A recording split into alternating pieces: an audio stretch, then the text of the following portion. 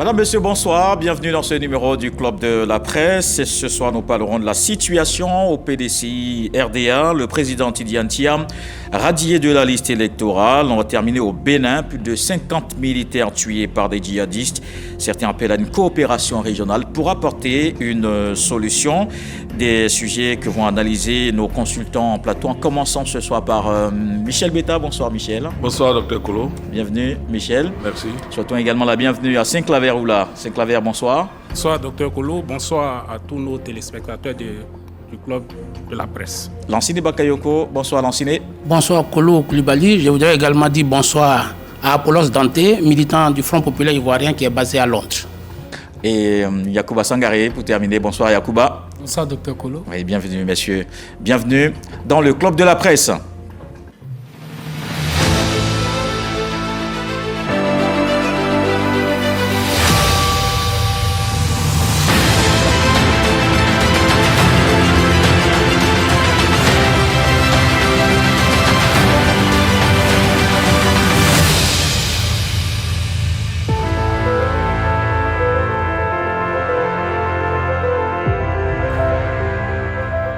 Radiation du président du PDCI RDA de la liste électorale. La décision du juge est tombée en début de semaine et depuis plusieurs commentaires et analyses comme ce que nous allons faire tout à l'heure juste après cet élément de Siaka Kone. Tidjane Thiam, radié de la liste électorale. Décision du tribunal de première instance d'Abidjan Plateau. Il a statué en premier et dernier ressort ce mardi 22 avril 2025. Le fondement juridique de cette décision est l'article 48 du Code de la nationalité ivoirienne de 1960. Il dispose que toute personne ayant acquis volontairement une autre nationalité perd automatiquement la nationalité ivoirienne. Pour les avocats de Tidjane Thiam, leur client a acquis la double nationalité à la naissance. Cette décision de la première instance ne serait donc pas justifiée. Ils entendent ainsi saisir la cour de la CEDEAO afin d'obtenir gain de cause. Pendant ce temps, le groupement politique PDCI-RDA décide de suspendre leur participation aux travaux de session de l'Assemblée nationale. Notons qu'un rassemblement des militants de PDCI a eu lieu ce jeudi 24 avril à la permanence du parti au plateau Abidjan. À 6 mois de la présidentielle d'octobre 2025, quel sera le dénouement de cette affaire? Alors, messieurs, comment vous voyez justement cette affaire? Vos commentaires, Michel Betta? Oui, mais il faut le dire, tout le monde, c'était un choc pour la plupart des observateurs de la scène politique ivoirienne que le président du PDCI, Tidjane Thiam, soit radié de la liste électorale. D'abord, au moment où l'État prétend valoriser l'État de droit, et à quoi assistons-nous? Tidjane Thiam qui est radié de la liste électorale pour des raisons non seulement juridiques, évoquées, on parle des questions juridiques, mais ça pose un problème même de la prise de cette décision-là, pose un problème juridique, bien entendu, et aussi, ça pose un problème politique, pour ne pas se le leurrer, et puis un problème de démocratie. En ce sens que, quand on observe Tidjane Thiam, ce n'est pas un militant de base, c'est le président du PDCI, choisi après de 99% des militants qui veulent le voir compétir pour ramener le PDCI au pouvoir. Mais à quoi avons-nous assisté? La juge qui décide aujourd'hui que Tidjane Thiam est devenu un apatride, la juge qui décide aujourd'hui que Tidjane Thiam, son certificat de nationalité qu'il a brandi lors de son inscription sur la liste électorale n'est pas valable. Bon, on en arrive à une conclusion. Elle a quand même circonscrit, elle a estimé que c'était au moment où il s'inscrivait sur la liste électorale. Au moment où il s'inscrivait sur la liste électorale, ce qu'elle a écrit, sa certificat de nationalité qu'il a brandi n'était pas valable. C'est qu'il n'est pas ivoirien. Parce que pour s'inscrire sur la liste électorale, il faut brandir un certificat de nationalité qui, pour Tidjane Thiam, n'est pas celui d'un ivoirien. Parce qu'il n'était pas ivoirien. Elle a dit dans son exploit. Elle a dit qu'il n'était pas ivoirien au moment où il venait s'inscrire sur la liste électorale. Bon, on considère qu'aujourd'hui, Tidjane Thiam qui s'est débarrassé de la nationalité française est un apatride. Moi, je pense qu'il faut quand même être assez lucide dans cette question-là. Parce que ça pose plusieurs problèmes. Soit son certificat de nationalité, on lui arrache son certificat de nationalité, on lui arrache non seulement sa carte d'identité ivoirienne, et on lui arrache son passeport. Parce que de deux choses l'une, il faut prendre une décision qui va avec. Mais pour tous ceux qui voient cette décision-là, on comprend que ce même problème-là se pose même à Tia Saleh avec le député maire à Saleh Temoko, qui a posé ce même problème pour les radiations sur la liste électorale de certaines personnes qui ne sont pas habilitées sur la liste électorale. Mais on lui a dit Clairement, le juge lui a dit non, je ne suis pas habilité à débattre de leur nationalité, mais plutôt sur le contentieux. Si c'est sur le contentieux, je ne vois pas d'objection parce qu'ils ont présenté un certain nationalité pour sur la liste électorale. Pour vous dire quoi? Pour vous dire que simplement de cette affaire-là, on en tire une conclusion simple. C'est du politique qui se mêle dans le juridisme. Et je vais plus loin. Même là, au niveau du ministère de la Justice, on prétend vouloir expliquer la décision le mardi. Bon, on va comprendre nous tous quelle décision de justice qu'on veut encore expliquer pour qu'on comprenne. Mais moi, je dis, au plan politique, ça pose un problème. Parce que Tidjane Thiam, depuis qu'il a déclaré sa candidature, se voit aujourd'hui rayé de la liste électorale, sous prétexte que sa nationalité ivoirienne est contestée. Et Tidjane Thiam, comme tous les autres candidats au plan démocratique, Laurent Gbagbo, Charles Blé Goudé, Soro Guillaume, tous sont radiés, sont pas capables de compétir à l'élection présidentielle de 2025. Mais c'est-à-dire que le pouvoir choisit ceux qui vont compétir et il est enrayé ceux qui sont susceptibles d'être des compétiteurs de carrure dans cette élection présidentielle. Vous comprenez que c'est avec une émotion assez vive et je ne vais pas dire une colère puisque je suis journaliste, il faut que j'analyse les faits avec détachement, mais je veux dire ce que nous avons constaté dans l'opinion, vraiment, ça a été vraiment mal vécu cette radiation de Tidjane Thiam. Et je vais finir par là parce que rapidement, vous savez, on a vécu ces ans de radiation avec l'arrêt de Tia Koné en 2000. L'arrêt de Tia Koné qui interdisait au président Ouattara d'être candidat sur la liste, candidat à la présidentielle. Mais il dit que Tia Koné a été un peu tendre par rapport à la juge actuelle. Parce que la juge actuelle a contesté la nationalité de Tidjane Thiam. Alors que Tia Koné, lui, il n'a que fait mis des doutes. Il a que mis des doutes sur la nationalité. C'est pour dire que on ne va pas forcer pour revivre les mêmes situations parce qu'on a vu tout ce que ça crée. Il faut éviter l'exclusion. Lansine Bakayoko. Bon, d'abord, je voudrais féliciter l'intégrité, l'indépendance et la probité du tribunal de première instance, j'allais dire la présidente du tribunal de première instance, qui, malgré le chantage, malgré les violences, a dit le droit. Elle n'a pas cédé. Et donc ça montre vraiment toute la rigueur de cette juge qui a rendu un exploit, une décision qui va devoir s'appliquer à tout le monde. Je crois que ça, c'est l'état des droits. Maintenant, quand j'écoute Michel Betta, je vois qu'il y a beaucoup d'amalgame dans cette affaire. À quel niveau ? Il y a beaucoup d'amalgame parce que le juge qui tranche la décision, j'ai avec moi la décision, l'expédition du juge. À aucun moment dans cette décision, il n'est dit que la nationalité de Tidjane Thiam n'est pas contestée. On a dit que le certificat qu'il a produit est inopérant. Oui. Est inopérant. Je crois qu'il faut faire la distinction. Puis, je voudrais ajouter, pour dire que ce n'est pas... Les plaignants, ceux qui ont introduit des plaintes, ne contestent pas la nationalité de Tidjane Thiam, mais ils constatent la citoyenneté française de Tidjane Thiam. Il faut faire le distinguo. Je répète, on ne conteste pas la nationalité de Tidjane Thiam, mais on constate plutôt la citoyenneté française de Tidjane Thiam. Parce que la contestation d'une nationalité ne relève pas des citoyens. C'est seul le procureur de la République, en tout cas dans le droit positif ivoirien, seul le procureur de la République a le pouvoir de contester la nationalité d'un citoyen. Donc, je voudrais juste faire cette précision-là. Mais donc, de ta précision... La situation actuelle...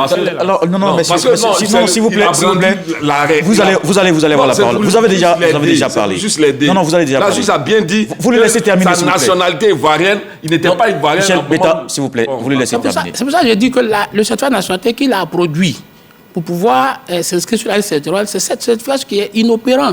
Donc, ça veut dire que les effets qui ont été produits par ce certificat de nationalité sont devenus obsolètes, sont devenus caducs. Je crois que c'est ce que Madame la présidente du tribunal de première instance a dit dans son arrêt. Maintenant, sur le plan politique, je pense que Tidjane Thiam n'a pas préparé sa venue en Côte d'Ivoire. Je crois qu'il a fait preuve, et ça se voit, preuve d'opportunisme. Or, pour être président de la République, c'est un projet de vie. C'est un projet de vie. Or, là, lui, il a fait simplement... preuve d'opportunisme, il a considéré que le PDCI était un comptoir politique et que la présidente de la République était un comptoir économique. Et ça, c'est clair, il faut que ça cesse. Parce que la Côte d'Ivoire est quand même un pays beaucoup plus sérieux que ça. Mais on voit clairement l'impréparation. S'il y avait eu préparation, je crois que les dispositions qui aujourd'hui recalent le président Tidjane Thiam auraient dû être réglées. Imaginons qu'on fasse la RLE aujourd'hui. Tidjane Thiam peut s'inscrire sur la liste électorale à condition qu'il apporte son attestation de fin d'allégeance à l'État français, qui va être adjoint à une pièce de ses parents, et tranquillement, il va au tribunal, on lui établit un certificat de nationalité. Donc, si vous le voyez quelque part, vous lui dites, c'est très facile aujourd'hui. Il prend son certificat de fin d'allégeance à l'État français, plus les documents de ses parents ou de l'un de ses parents, qu'il envoie au tribunal et on lui établit un certificat de nationalité. D'accord, merci Lancinet. Saint-Claver, c'est Michel Betta qui en parlait. Pour vous, c'est une décision politique, vous êtes d'accord? D'abord, avant d'en arriver là, j'ai écouté Betta, j'ai écouté mon confrère Bakayoko, et je voudrais revenir à l'exploit de Madame la juge. Parce qu'elle s'est basée sur l'article 48. Et se basant sur l'article 48, moi j'ai pris le temps de lire cet exploit pendant au moins 2 à 3 jours pour essayer de voir ce qui concordait avec l'article 48 tel qu'écrit dans notre Constitution. Voilà ce que Madame la juge dit.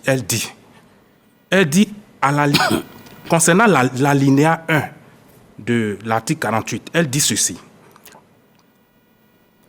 Elle dit, il ressort de l'article 48 précité que l'Ivoirien majeur qui opte volontairement pour une nationalité étrangère ou qui déclare expressément connaître une telle nationalité perd automatiquement, c'est elle qui dit ça, elle dit perd automatiquement le bénéfice de la nationalité ivoirienne.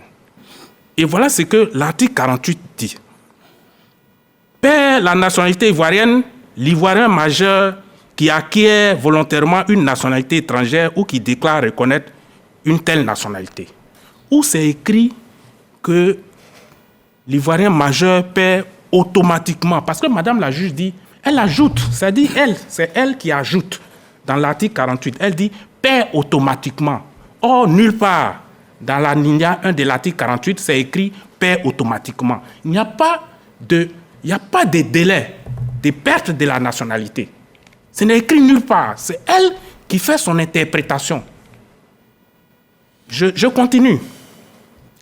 L'alinéa 2 de notre article 48. Voici la décision du juge sur l'alinéa 2. Relativement à l'alinéa 2, vous avez le document avec vous. Allez-y. Relativement à l'alinéa 2 de l'article 48, précité, il est unanimement admis que les tableaux de recensement auxquels il est fait référence sont ceux au titre du recensement militaire. Unanimement. Qui? Quel unanimement? C'est qui? Nous, on veut savoir. Parce qu'elle dit il est admis unanimement. L'alinéa de l'article 48 dit, toutefois, pendant un délai de 15 ans à compter de l'inscription sur les tableaux de recensement, la perte est subordonnée à l'autorisation du gouvernement par décret pris sur rapport du garde des Sceaux, ministre de la Justice, et après avis du ministre de la Santé publique et du ministre de la Défense. Où elle enlève ça? Parce qu'en fait, la perte de la nationalité aujourd'hui, la Côte d'Ivoire a pris des engagements vis-à-vis d'un certain nombre de conventions pour ne pas que l'acte qu'il pose, le gouvernement ivoirien, l'acte qu'il pose puisse avoir des conséquences sur la situation d'un citoyen. Je veux entendre par là des faits d'un citoyen un apatride.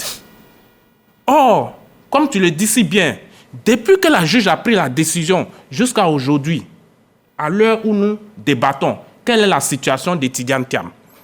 Est-il français? Est-il ivoirien? Et quelle est votre réponse vous-même? Mais il est apatride tout simplement. Et la Côte d'Ivoire vient de créer un grave antécédent. C'est-à-dire qu'elle viole elle-même les décisions ou les engagements sur le plan international qu'elle a prises. Parce que, écoutez, avant de se séparer de la nationalité française, la France a pris le temps de vérifier si son citoyen qui veut se séparer de sa nationalité dispose d'une autre nationalité. Et c'est en vertu de cela que la France a accepté que Tidjane Thiam renonce à la nationalité française. Donc, au regard de tout cela, moi, je dis, et je conviens avec Beta, que c'est une décision politique que la juge a prise avec un habillage juridique. C'est une décision politique, c'est pas du juridisme.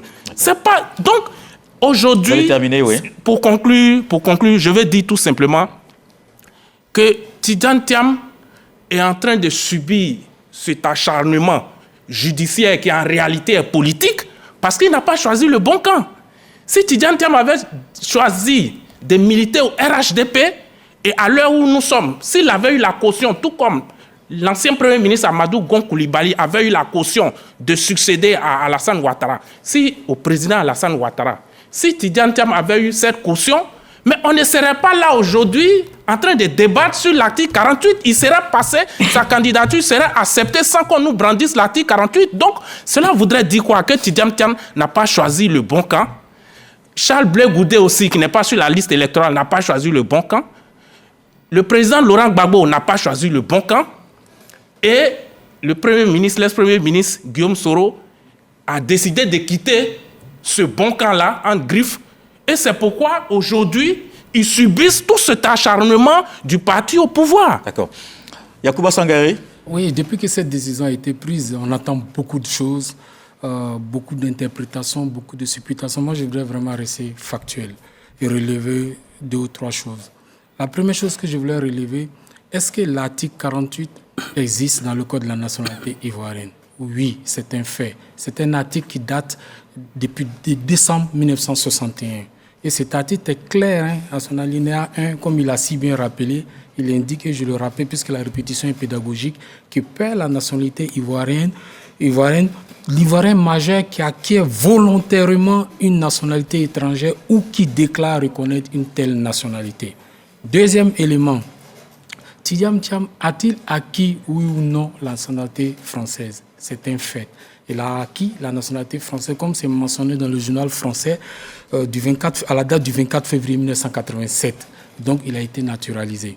Donc, quand on regarde ces 2 faits à l'application, il est clair que du moment où il a acquis la nationalité française, il perd automatiquement la nationalité ivoirienne. C'est clair et net à cet instant précis. Ensuite, troisième chose que je voulais relever, moi j'estime que quand on veut s'engager dans une cause politique, on veut s'engager dans une cause comme l'élection présidentielle, la chose la plus élémentaire qui soit, c'est de se renseigner sur les conditions d'éligibilité. Est-ce que j'ai rempli les conditions? Si je ne les remplis pas, qu'est-ce que je dois faire pour m'y conformer? Parce que c'est une ambition que je nourris si on a préparé l'ambition. Or, ce qui est surprenant avec le cas de M. Tidjane Thiam, c'est qu'il sait bien qu'il a la nationalité française depuis 1987 et il décide de s'engager en politique. Il vient prendre les rênes du PDCI en 2023, le 22 décembre 2023. La moindre des choses à faire, c'était de régler la question de la double nationalité française. Il ne le fait pas. Il a toute l'année 2024 pour le faire, il ne le fait pas. Je rappelle que la dernière révision de la liste électorale a eu lieu en octobre-novembre. Il avait tout le loisir de régler ça pour être en conformité. Il ne l'a pas fait. Pourquoi? Pourquoi attendre que le premier trimestre de 2025, où on est à moins d'1 an de l'élection, sous la pression de l'opinion pour qu'il puisse oser se libérer? Ça, pour moi, ça pose un problème de cohérence là. Ça veut dire que M. Tidjane Thiam, pour moi, porte toute la responsabilité de cette situation. Il n'a pas fait ce qu'il devait faire pour être vraiment en conformité avec la loi, pour être candidat à l'élection présidentielle. Je voulais terminer sur la question de la patrie. Tidjane Thiam n'est pas apatride. Pour être ivoirien, dans le code de la nationalité, l'affiliation est un des éléments importants. On est ivoirien par un des parents. Du moment qu'il a renoncé à la nationalité française depuis mars, sa filiation ivoirienne n'est pas perdue. Donc l'affiliation entre en jeu et l'autonomie ivoirien ne peut pas être apatride. Donc tout ça, je pense qu'il y a beaucoup d'amalgame. Posons-nous les vraies questions. Et moi, c'est pour ça que je déplore souvent chez nos politiques. Nos politiques sont beaucoup dans la manipulation de la surenchère et n'assument pas leurs responsabilités. Cette situation, la responsabilité incombe entièrement à Tidjane Thiam. Il faut qu'il ait le courage de reconnaître qu'il n'a pas fait les choses comme il devait le faire. Et ça, pour un homme politique, c'est une grave erreur. On ne peut pas venir se jeter dans le marigot politique ivoirien qui est tout sauf un coup d'eau tranquille, sans prendre le minimum de dispositions. Même si vous êtes président d'une association, je prends le cas des journalistes, si vous êtes président de l'ONGCI, la moindre des choses que vous devez faire là, c'est vous assurer que vous êtes en règle de vos cotisations, que vous avez payé, vous avez vos cartes de membres durant les 3-4 dernières années. Si vous n'avez pas ça, on va rejeter votre dossier, vous allez dire qu'on est contre vous. Il porte l'entière responsabilité. Il faut qu'il assume ça. Et ça aussi, moi, je pense que c'est la responsabilité des hommes politiques. Avant qu'on ne rentre dans toutes les analyses, il n'a pas fait ce qu'il avait à faire. S'il avait fait, on n'en serait pas là. Bon, une réaction de Michel Betta qui dit non, moi, on n'est pas d'accord. Je ne sais pas de quelles conditions il parle, mais sinon, je sais que pour être candidat à la présidence du PDCI, il faut être ivoirien. Tidiane Thiam étant ivoirien. Il faut être exclusivement ivoirien. Non, j'ai dit à la présidence du PDCI. Ah, ok. Voilà, à la présidence du PDCI, il faut être ivoirien. Tidiane Thiam a rempli les conditions, il était ivoirien, il est président du PDCI. Pour être candidat à la présidence de la République, il faut être exclusivement ivoirien. Donc je pense qu'en faisant allégeance à la France et en se débarrassant de sa nationalité française, il veut être exclusivement ivoirien au moment du dépôt des candidatures. Donc je pense que tout obéit aussi à un timing. Hein. Tout obéit à un timing. Les conditions là, c'est pas, les conditions ne sont pas fixées et puis applicables dès que tu décides. Les conditions sont appliquées au fil des actions. Voilà. Donc pour ça, Tidiane Thiam obéit à un timing dans lequel je ne pense pas qu'aujourd'hui on peut lui reprocher de n'avoir pas respecté les conditions. Maintenant, je vais plus loin. Vous savez, quand on dit il perd sa nationalité ivoirienne, il n'avait pas la nationalité ivoirienne au moment de s'inscrire. Mais la perte de nationalité, c'est un acte juridique. Hein. C'est un acte juridique. Et comme l'a dit mon confrère à Claver, mais c'est le procureur de la République qui dit, lui là, il n'est plus ivoirien au regard de ça. Et dès cet instant, on peut t'appliquer que tu n'es plus ivoirien. Sinon, c'est pas, comme Sangaré le disait, aujourd'hui, s'il veut s'inscrire, il est ivoirien. Non, c'est pas comme ça. S'il doit s'inscrire sur la liste électorale, il faut qu'il prouve qu'il est ivoirien. Et ça, c'est un acte juridique. C'est pas dans la bouche. Il peut avoir l'acte juridique. Est-ce qu'il revient à sa filiation? Non, s'il te plaît. Non, je vais te dire que. Il faut pas faire d'amalgame. Tu fais beaucoup d'amalgame. Non, s'il te plaît, tu es fini. Je vais dire qu'il faut qu'on lui donne un papier pour dire que tu es ivoirien, tu peux t'inscrire sur la liste électorale. Donc, c'est pas automatiquement comme tu le dis. C'est-à-dire que le jour qu'on refait la RL, il vient là, il dit je vais m'inscrire. Non, c'est ce que tu veux faire comprendre. Alors que dès qu'on t'a frappé par cette décision-là, il faut une décision qui te réhabilite. Il faut une décision qui te réhabilite. Tu ne peux pas automatiquement faire une décision. Non, il termine et vous allez faire la place. C'est pour dire que, en fait, ne jouons pas avec ces choses-là. Bon, je ne comprends pas qu'aujourd'hui, nous les Ivoiriens qui avons souffert de ces choses-là, de cette manière de manipuler le droit, de cette manière de faire comprendre que celui-là, c'est sa responsabilité, il aurait dû depuis longtemps prendre les dispositions, mais il a pris les dispositions. Mais il a pris les dispositions puisqu'il est président du PDCI au regard de ce qu'il est ivoirien. Il va à la présidentielle, il se décide de la nationalité française pour être exclusivement ivoirien. Donc, il prend les dispositions.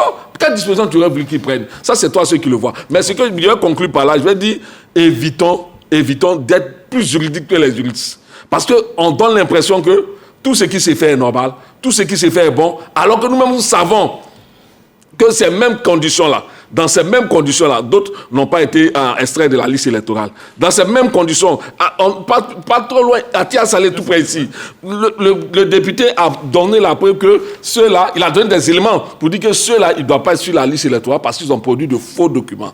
On lui a dit non. Moi, en tant que juge du contentieux, parce que là c'est un contentieux électoral, il ne faut pas penser que c'est une contestation de nationalité, c'est un contentieux. C'est-à-dire que tu es inscrit sur la liste électorale. Pourquoi tu es inscrit sur la liste électorale? Qu'est-ce que tu as donné pour être inscrit sur la liste électorale? Si tu as donné les documents afférents, tu es inscrit sur la liste électorale. Donc, s'il doit contester ces documents-là, il y a une autre maintenant juridiction qui doit se saisir. C'est ce qu'on reproche un peu à la juge. On dit, ben attends, à ce niveau-là, tu n'aurais plus que t'en tenir aux documents. Et s'il y a une autre contestation, on va se référer à celui qui est habilité à le faire. D'accord. La précision de Yacouba Sangaré et l'enseigne qui demande la parole juste après. On est dans beaucoup d'amalgame et c'est tout ça qui fait qu'il y a beaucoup de manipulation. C'est les faits et c'est les tests. C'est pourquoi je dis que je reste factuel. Les tests sont clairs. On ne se libère pas d'une nationalité qu'on n'a pas. Devant tout le monde, il a dit à tout le monde en février qu'il entamait la procédure. C'est qu'il est conscient qu'il a acquis la nationalité française. Il n'a jamais caché ça. Oui, mais s'il a acquis la nationalité, il rentre en porte-à-faux avec l'article 48 du Code de la nationalité. C'est un fait. C'était fait depuis 1961. Donc il ne faut pas le nier. Maintenant, concernant la nationalité, une fois qu'il met fin à son allégeance, sa filiation demeure. Il n'a pas perdu ses origines ivoiriennes. C'est pour ça que quand vous dites apatridie, c'est faux. C'est faux. Ce qu'il doit faire maintenant, comme devant la nation, il a dit qu'il est français, tout le monde sait qu'il est français, que c'est un décret officiel et qu'il a mis fin à son allégeance. Ce qu'il doit faire maintenant, c'est d'apporter le certificat de fin d'allégeance pour dire effectivement, à un moment donné, j'avais été français, je ne suis plus, voici ça. Automatiquement, là, il y a une décision. Il y a une décision. Non, il y a pas de. C'est pas une réintégration. Écoute-moi, ce n'est pas une intégration, il est ivoirien d'origine. Une intégration, c'est quelqu'un que l'État naturalise et puis après qui abandonne la nationalité ivoirienne et qui veut reconquérir la nationalité qui n'est pas ivoirien d'origine. Là, on peut prendre un décret de réintégration. Lui, il est ivoirien d'origine. À un moment, il a laissé prendre la nationalité française comme beaucoup d'Ivoiriens qui sont américains, canadiens. Maintenant, s'il veut revenir à la nationalité, c'est la filiation naturelle. Parce que tu es un parent ivoirien, naturellement. Tu produis le document qui met fin à ton allégeance à une autre nationalité, comme la loi, l'article 48 l'exige. Et puis après, tu prends un papier des parents, tu vas faire ton papier tranquillement. Non, c'est toi qui es dans la marque. Pourquoi vous voulez qu'on ignore une disposition de la loi? Je ne voulais pas qu'on fasse du régime. Moi, c'est des faits concrets. Le monsieur lui-même, le concerné, reconnaît publiquement, et on le sait, le décret est là, on a les traces du décret, lui-même il a fait la fin de son allégeance. Pourquoi vous voulez dédouaner quelqu'un alors qu'il avait toute la latitude de renoncer à ça, en sachant que ça pouvait poser problème? Et puis attention, même si on veut bien fouiller, il n'avait même pas le droit même d'être président du PDCI, si on veut bien analyser. Voilà. Parce qu'à cette époque, il avait encore la nationalité française. Or, la loi ivoirienne ne reconnaît pas la double nationalité. Donc, au moins, tu es d'accord avec moi. Je te suis.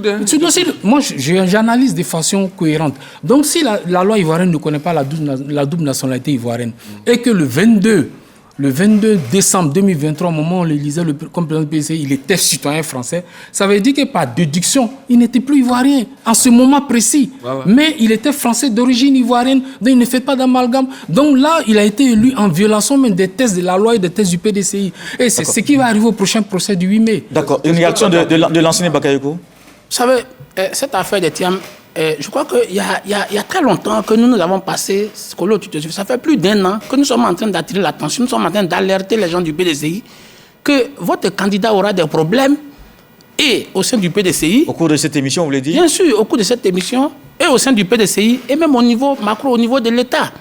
Parce que tout le monde sait que les gens du PDCI ont marché, et ça, c'est le même mot que j'utilise, ont piétiné, ont marché sur les tests. Michel Betta, il ne faut pas embrouiller ceux qui nous écoutent. Les conditions d'éligibilité, c'est la même chose au niveau de l'État, au niveau de la présidence de la République, c'est les mêmes conditions au niveau du PDCI RDA. Sauf c'est la caution qui change. Pourquoi? Non, c'est faux. S'il te plaît, quand tu parles, je te laisse parler. Non, quand tu parles, je te laisse. Tu m'as interpellé, tu m'as dit Betta Michel, il ne faut pas manipuler. D'accord, donc n'interpellez pas Betta Michel. Et Betta Michel aussi, vous le laissez terminer. Allez-y.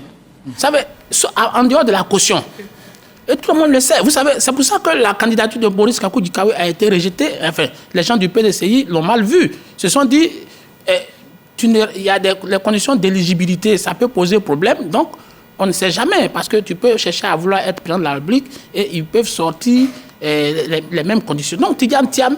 Vous parlez de sa condamnation en justice? Oui, sa condamnation en justice. Et les problèmes de papier également, nous avons attiré l'attention des amis de Tidjane Thiam pour leur dire non, ça ne peut pas, ça va avoir des problèmes devant. Et je crois que c'est le même refrain que Valérie Apo est en train de sortir. Mais je vais mettre un peu d'emphase sur ce que Sangaré est en train de dire. C'est-à-dire que quand tu acquiers une autre nationalité, c'est clair, tu perds la nationalité ivoirienne.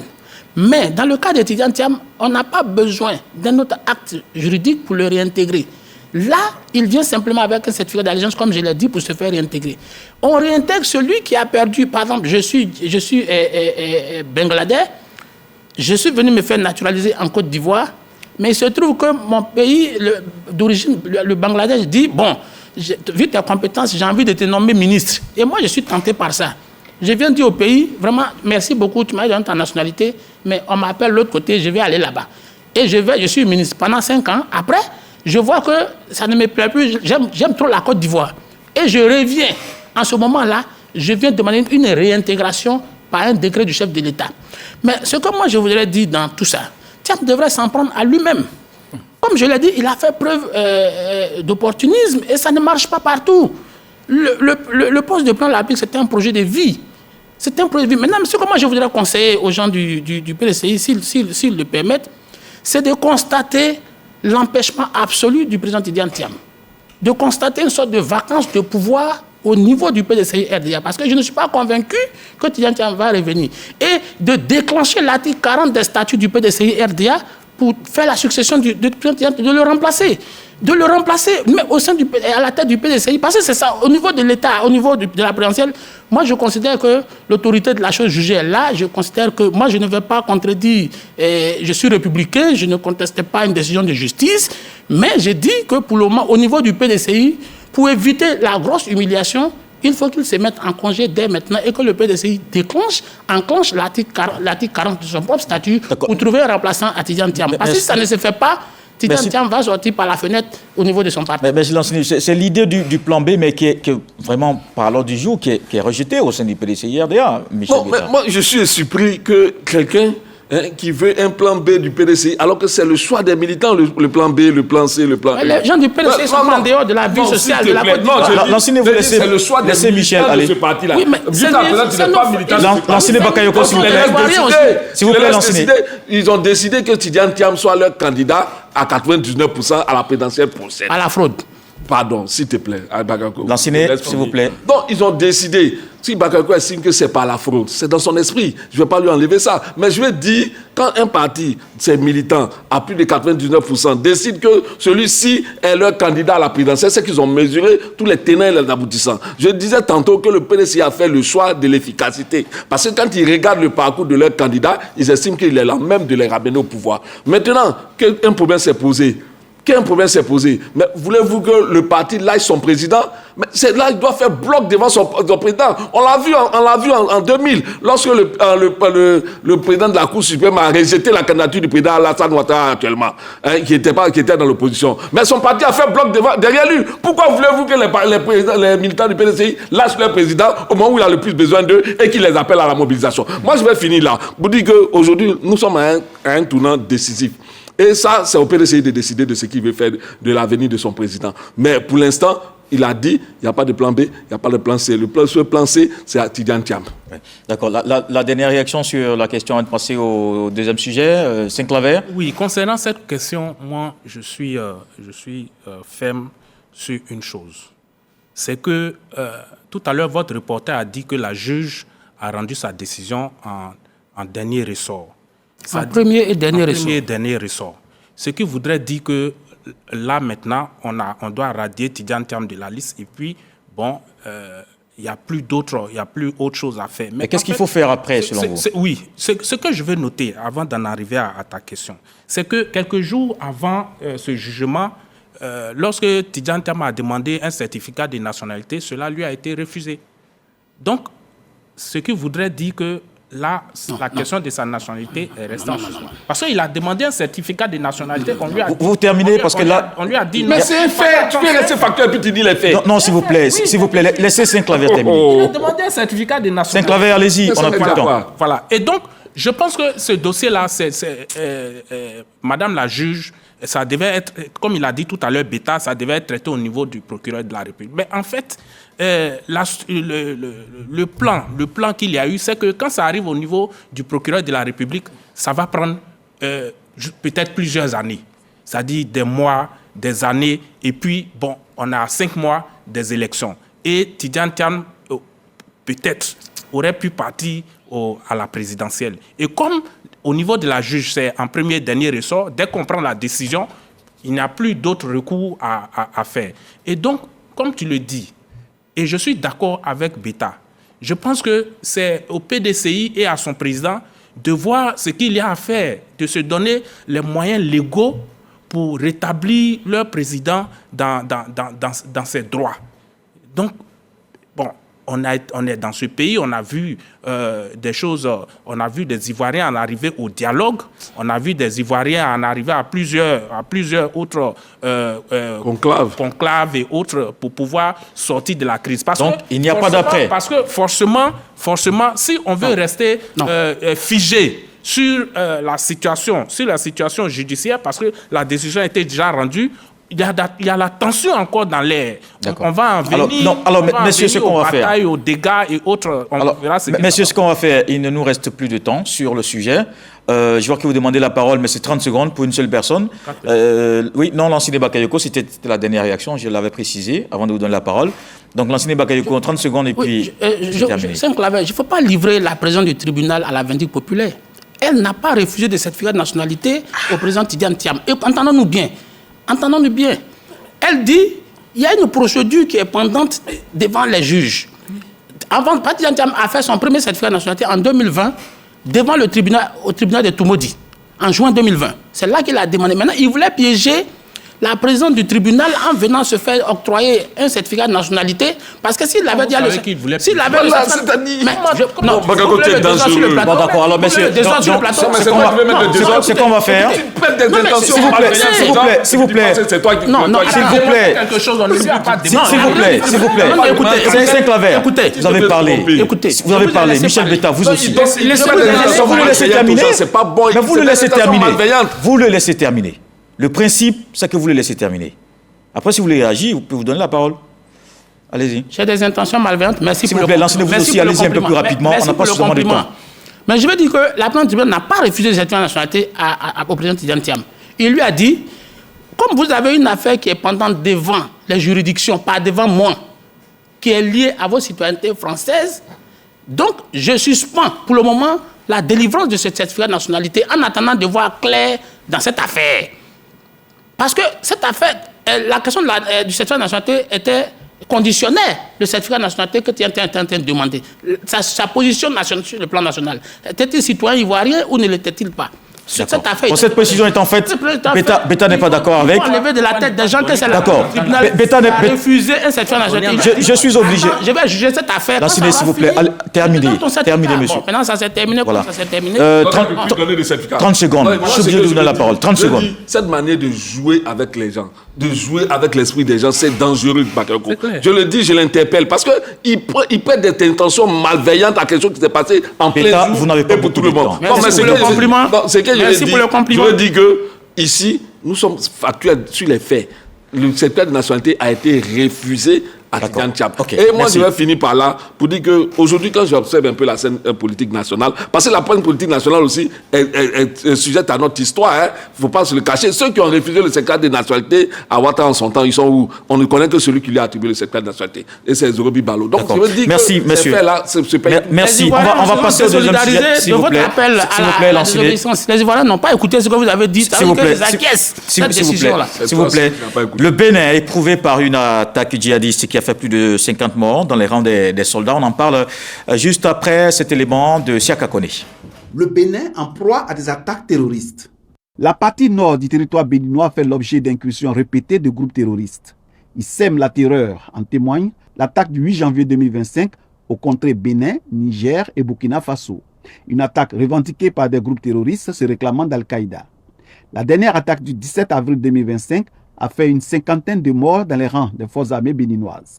Perte jamais enregistrée depuis le lancement de l'opération Mirador en 2022. Les autorités béninoises évoquent des infiltrations, mais aussi des complicités locales. Elles comptent prendre toutes les dispositions pour mettre hors d'état de nuit ces groupes terroristes et leurs complices internes. Alors c'est un drame. On sent le pays est vraiment touché par cette attaque, Saint-Claver-Oula. Finalement, des pistes de solutions sont évoquées. On parle de coopération régionale. Mais est-ce que ça ne coince pas avec le Burkina Faso et le Niger? Oui, effectivement, comme tu l'as dit, Kolo, ça coince. Parce que, vous savez, les pays de l'AES, notamment le Niger, accusent le Bénin d'héberger des troupes étrangères pour essayer de déstabiliser les différents régimes des pays de l'AES. Donc, du coup, la coopération entre ces pays qui abritent les terroristes, vous voyez, le Bénin a des frontières avec le Niger, avec le Burkina Faso et avec le Nigeria. Et ces pays-là sont en proie au terrorisme. Donc, normalement, il devait y avoir une coopération entre les différentes armées de ces pays-là pour combattre le terrorisme. Mais aujourd'hui, avec le Bénin, c'est un peu tendu. Donc, la coopération militante de ces différents pays, c'est vraiment défaillant. Du coup, les terroristes profitent de cette défaillance-là pour attaquer. Et aujourd'hui, le Bénin en est une grande victime. Cette année 2025, il y a eu vraiment plusieurs attaques. La dernière attaque a fait une 50aine de morts. Et c'est dans les rangs de ceux-mêmes qui sont chargés d'assurer la sécurité des populations. Donc, il faut dire que vraiment, c'est extrêmement grave.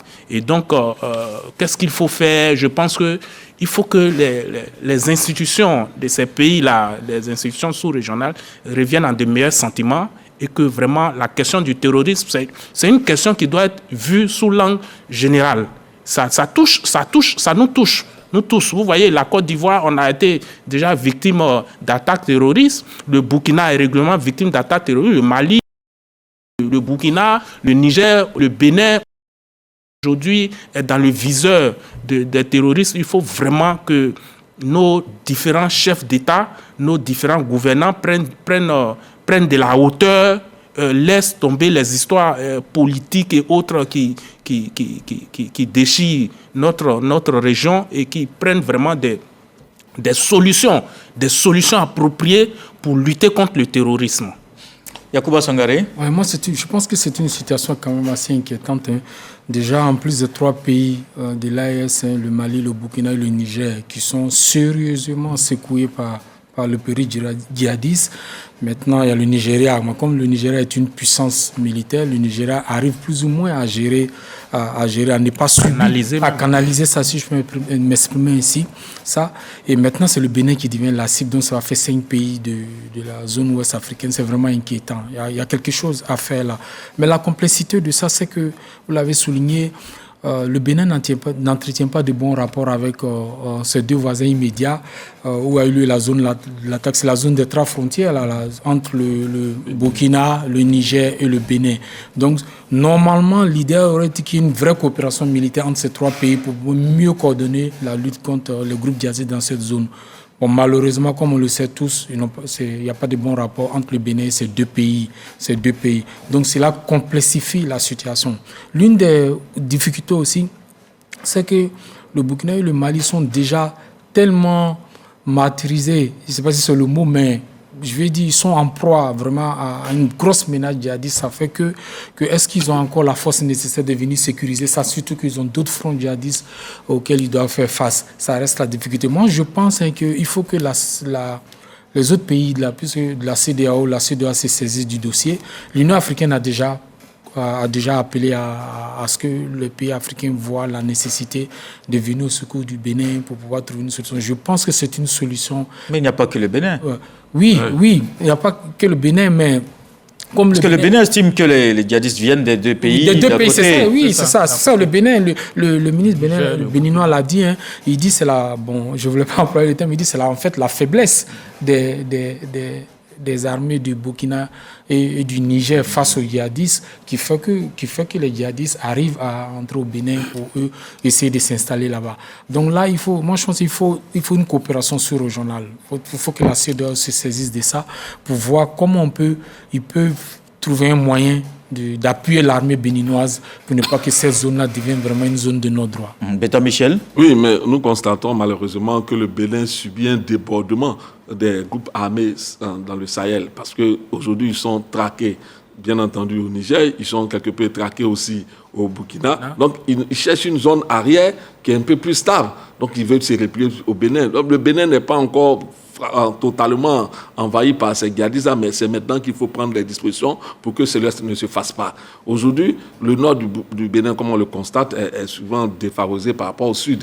Il faut essayer de voir qu'est-ce qui peut être fait en termes d'investissement pour essayer d'endiguer la montée djihadiste dans cette zone-là et aussi sensibiliser les populations sur la nécessité de dénoncer, de ne pas coaliser avec ces groupes djihadistes-là qui ne peuvent que détruire la région et détruire un peu la stabilité du Bénin. Moi, je pense qu'aujourd'hui, le Bénin est face à une situation assez difficile, mais comme on l'a dit, les autres l'ont dit, il faut appeler à la coopération sous-régionale face à cette situation, parce qu'elle ne peut pas être seulement gérée par le Bénin. Elle ne peut pas être seulement gérée par le Bénin pour trouver une solution efficace. Donc ça nous interpelle tous, nous les Ivoiriens, que ce soit les Ghanéens, que ce soit les Togolais. Il ne faudrait pas laisser cette situation-là. Pour l'instant, le Bénin n'est pas encore envahi, contrairement à ses voisins qui ont laissé même presque leurs frontières aux mains des djihadistes. Ils font seulement des incursions, ils repartent.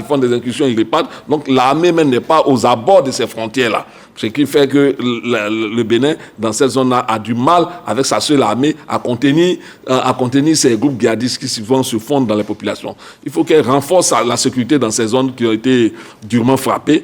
Non seulement renforcer la sécurité, faire en sorte que les populations soient complices des autorités pour dénoncer tout acte qui peut être susceptible de voir un peu les terroristes agir, et aussi, elle aussi, jouer de sa solidarité nationale, parce que c'est vrai. Souvent, sur ces groupes djihadistes-là, l'erreur qu'il ne faut pas faire, il ne faut pas chercher à traiter ça de façon ethnique. Parce que quand c'est traité de façon ethniciste, ça entraîne encore des solidarités d'un certain groupe face à l'État. Donc, il faut essayer tant bien que mal de sensibiliser les uns les autres à comprendre que c'est un péril national, c'est un péril pour toute la nation béninoise que de voir des djihadistes à nos portes. Il faut qu'on se solidarise, population, gouvernants, militaires, pour mettre fin à ces attaques terroristes. L'enseignant Bakayoko, quel est votre avis sur la question? D'abord, je voudrais dire que cette attaque n'est pas nouvelle par rapport à ce qui s'est passé. Ça a pu naître hier. Oui, cette attaque du 17 avril, elle n'est pas nouvelle, puisque déjà, même dans cette même année 2025, je crois en janvier dernier, il y avait eu une attaque aussi qui avait fait à peu près 17 morts. Et puis, dans les années antérieures, il y a des attaques qu'il y a lieu. Et puis bon, depuis 2019 au minimum, parce que dans le parc national de la Pendjari, il y a des touristes même qui avaient été enlevés là-bas, des touristes français qui avaient été enlevés là-bas. Ça veut dire qu'il y a les velléités incursionnistes qui existent depuis au moins une dizaine d'années au moins. Donc je pense que le Bénin fait face à cette situation à sa manière, mais je dois préciser qu'il n'y a pas de base, où des djihadistes sont installés sur le territoire béninois. Ça suppose que les djihadistes, les terroristes viennent du Niger et du Burkina et font des incursions sur le territoire béninois pour commettre des dégâts. Mais ça veut dire, tout le monde a dit, il faut peut-être renforcer la coopération militaire entre les États, parce que c'est depuis la rupture de la coopération militaire entre le Bénin et le Niger que la pression est davantage montée sur le Bénin. Parce qu'avant, il y avait une coopération militaire qui disait que chacun avait un droit de poursuite sur 10 km au minimum à l'intérieur de chacun des pays. Aujourd'hui, cette coopération n'existe plus au regard du contentieux politique qui existe entre Niger, entre Niamey et Cotonou. Bon, maintenant que les États de l'AES disent que lorsqu'un État a un problème avec... lorsque l'un des États de l'AES a un problème avec un État, automatiquement, les autres se sentent concernés. Donc, le Burkina s'y est mis. Mais je pense qu'il faut quand même réactiver et mettre la coopération. De la même manière, on met la culture en dehors des questions de guerre, le football, le sport, en dehors des questions politiques. Il faut pouvoir mettre la question sécuritaire en dehors des questions politiques, même si je sais qu'il y a un lien. Mais je crois que le Bénin est dans de bonnes dispositions. J'ai écouté le ministre des Affaires étrangères béninois, Alassane Odezogoun, qui a montré toute la disponibilité du Bénin. Je crois que les résistants, comme s'ils se réjouissaient des attaques perpétrées au sein du Bénin, je crois que ce sont les membres de l'AES. Puisque eux, apparemment, ça ressemble à des représailles contre le Bénin, même si l'attaque a été revendiquée par le JNIM, qui est une branche d'Al-Qaïda. Mais c'est en cela que je ne vais pas faire d'extrapolation, c'est en cela qu'il faut féliciter les autorités ivoiriennes qui, eux, font preuve d'une rigueur absolue, d'une attention vraiment soutenue. Et c'est vrai, personne n'est à l'abri, mais les Ivoiriens dorment en paix.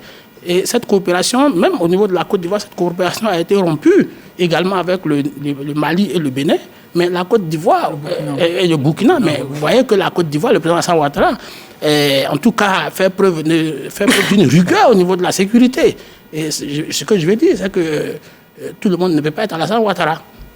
Mais oui, c'est que Laveola voulait ajouter quelque chose. Oui, mais en fait, ce qu'il faut noter, c'est que déjà en 2016, lorsque la Côte d'Ivoire a été attaquée, les attaques de Bassam, déjà quelques jours après, il y a eu une note interne au Bénin sorti par des militaires qui déjà avertissaient des attaques djihadistes, terroristes au niveau du Bénin, et des dispositions particulières ont été recommandées pour éviter cela. Et je pense que l'attention des Béninois devait être attirée en ce moment-là et se doter de moyens militaires appropriés, comme l'a fait la Côte d'Ivoire. Parce qu'après l'attaque de Bassam en Côte d'Ivoire ici, il y a eu des alertes. Il y a eu des alertes, il y a eu nos autorités, le président de la République avec son gouvernement ont pris des dispositions. Ils ont même initié à l'époque avec, je crois, avec le Burkina et avec le Mali, il y a eu une coopération militaire qui a été initiée au nord et à d'autres endroits de notre pays pour essayer de parer à toute éventualité. Et comme l'a dit tout à l'heure Bakayoko, effectivement, je le reconnais, aujourd'hui, la Côte d'Ivoire peut se vanter au moins d'avoir pris des dispositions pour parer à toute éventualité. Et il faut que la Côte d'Ivoire le fasse davantage, mais en même temps aussi, il faut que la Côte d'Ivoire et d'autres pays, notamment aujourd'hui le Bénin et d'autres pays qui sont dans le viseur des djihadistes, il faut cette coopération militaire. Il faut que chaque pays de la CEDEAO, parce que vous voyez, quand dans la case du voisin, quand il commence à avoir de l'incendie, quand on est à côté, même si ce n'est pas le voisin direct, que c'est le voisin deuxième, troisième alignement, il faut vraiment aller à son secours pour ne pas que cette menace-là, elle déborde et qu'elle puisse nous atteindre. Est-ce que ce n'est pas perdu à l'avance? On va donner une minute chacun. Cette coopération régionale, avec les difficultés qu'il y a avec ces pays de l'AES. Effectivement. Mais moi, je pense que tout le monde court un peu le même danger. En plus de tout ce qui a été dit, je pense qu'il y a lieu de mettre de côté les différents égos et de voir la nécessité de s'asseoir pour discuter, pour voir une vraie coopération militaire. Parce que cette zone aujourd'hui qui est ciblée par djihadistes, moi je pense que si les trois pays mettent de côté leurs différents égos, leurs récriminations, et qui décident d'ensemble pour l'intérêt général, parce que c'est tous les trois pays qui sont concernés par cette menace-là, je pense qu'ils peuvent arriver à obtenir des résultats concrets. Il faut vraiment cette coopération, parce qu'ils n'ont pas le choix. Cette menace djihadiste déjà fait beaucoup de mal au Burkina et au Niger et arrive au Bénin. Et je ne crois pas que les attaques qui ont lieu maintenant au Bénin ne sont pas de nature aussi à rassurer le Burkina, parce qu'ils quittent le Burkina pour venir. Donc s'il y a une certaine coopération des trois pays, cela va aider justement ces trois pays-là à mieux coordonner la lutte contre le terrorisme. La dernière réaction, Michel Beta. Moi, je pense qu'une des batailles qu'il faut gagner dans cette lutte contre le terrorisme, c'est la bataille idéologique. Parce qu'il ne faudrait pas se cacher, ces groupes-là se réclament toujours d'un courant religieux. Et il faut faire en sorte que vraiment ce titre islam radical qui nourrit ce terroriste-là ne prenne pas trop de l'ascendance dans les populations, dans l'esprit des populations. Et ça, pour ma part, c'est une des grandes batailles qu'il faut mener. Maintenant, est-ce qu'il faut lier forcément à une croyance religieuse? Non. Je ne sais pas pourquoi vous voulez occulter les réalités. Non, s'il te plaît. Laissez-le terminer. L'islam fondamentaliste, les fondamentalistes, ce sont eux qui nourrissent les terroristes par leurs idéaux. Parce que c'est quoi le terrorisme? C'est vrai qu'ils se nourrissent des contrebandes, du trafic, mais idéologiquement, c'est religieux. On le sait. Al-Qaïda et tout ça, on le sait plus ou moins. Est-ce que c'est pas difficile de faire le lien? Je veux faire une précision. Ce n'est pas l'islam qui nourrit l'idéologie des groupes terroristes. C'est le groupe terroriste qui essaie de se servir de l'islam pour légitimer leur cause. Il y a une nuance très forte. Mais c'est pourquoi j'ai dit qu'il faut gagner la bataille idéologique pour ne pas laisser le fondamentalisme du musulman prendre le dessus dans certains territoires ou bien au sein des populations. Alors, messieurs, on a fini. Il n'y a pas à faire l'amalgame entre l'islam et le terrorisme. Le terrorisme, c'est pour des raisons politiques. C'est pour des raisons politiques et pour des raisons criminelles. En tout cas, on a bien compris. C'est une menace globale, il faut une réponse globale. On a bien compris. Merci Lansene Bakayoko. Beta Michel, merci. Merci Senclavé Oula. Merci Kolo. Merci Yacouba Sangaré. Merci à vous de nous avoir suivis. Et rendez-vous dimanche avec Ahmed Silué.